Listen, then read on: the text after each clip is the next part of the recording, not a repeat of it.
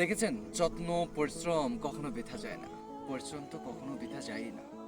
এই যে ছোট্ট একটা লাউ গাছ, অথচ কতগুলো লাউ এসেছে দেখেন। ডোগায় ডোগায় লাউ ধরেছে, যেন এই লাউ মালিক একটু মাচা করেছে, সঠিক সময় সঠিক পরিচর্যা করেছে, যার কারণে আজকে এই ছোট্ট একটি গাছে এতগুলো ফল এসেছে। এই টাইমটাও লাউয়ের জন্য অনেক পরিচর্যা করতে হবে। দেখুন, এই লাউটাতে কোনো একটি বিষাক্ত পোকা আল মেরে গেছে। একটি আল দেওয়ার কারণে এই লাউটা নষ্ট হয়ে গেছে। যদি সঠিক সময় সঠিক কীটনাশক ব্যবহার করা যেত, হ্যাঁ, এই লাউ মালিক অনেকগুলো লাউ এই ছোট্ট গাছ থেকে সংগ্রহ করতে পারত।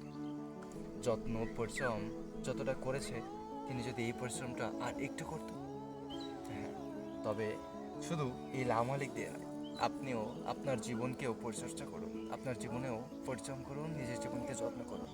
দেখবেন, সঠিক সময় সঠিক যত্ন পরিচর্যা পরিশ্রম করতে পারলে আপনিও সফলতার দিকে যাবেন।